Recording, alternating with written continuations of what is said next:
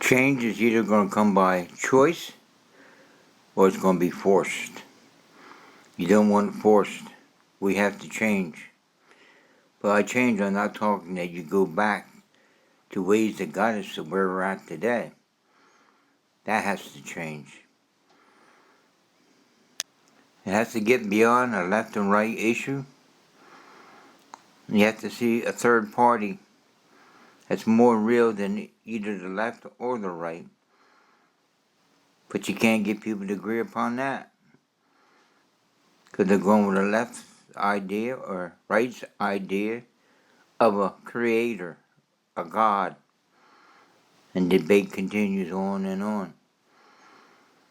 If the left and right, but let their opinions and ideas go and end the debate and discover something that most aren't even aware of. It's the human spirit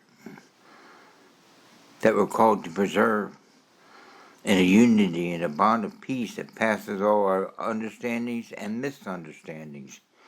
Until we discover this, there'll be no unity of the flesh. The debates will go on. So we're seeing this purge of anything that's contrary to their agenda, their narrative,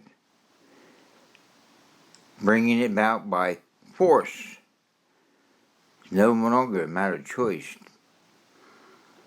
The left's idea. Now we don't want to go with the right forcing that upon us. God always gives you a free will to choose. What He offers is life, and what the flesh is offered is called death.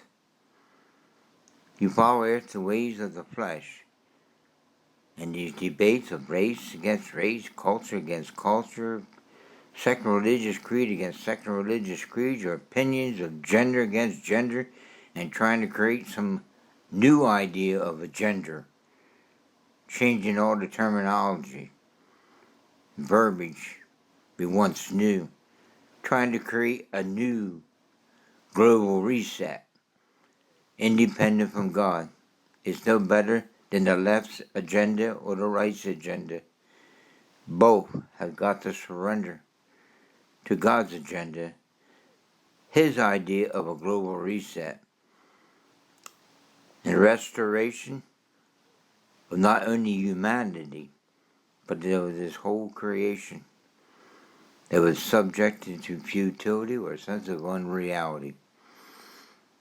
God has allowed the divisions to be there, but He allowed it in hope that you would grow weary of the debates and grope after what He's got to offer.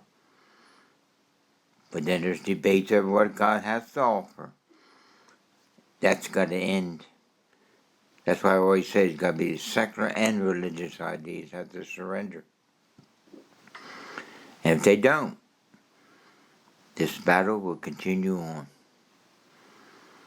I pray to God that we all would discover the spirit that's in us, given to us by the Creator. It was supposed to have been manifested at our very birth. The natural birth, nothing more than the expression of what God had originally intended for His eternal spirit to be manifested in a human body, have a living soul, and its intellect and its emotions, and by its free will, surrender its rogue soul's will to the will of God the Father. And we would have had a world without end. But because of this world will end unless men can wake up. But it's already predicted. They won't do this. They'll go independent from God. God gets left out of it. And any idea they got of God is so distorted and debated, they'll never find a unity that's already there.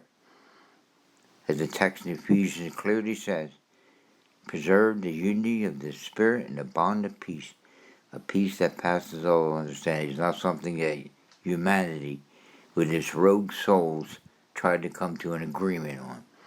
It's already there, established in the Spirit, and it needs the Holy Spirit to work this out of each and every one of us.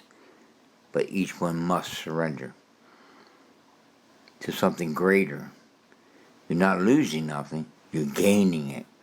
He that seeks to save this world and his opinions and ideas will lose what God had originally intended.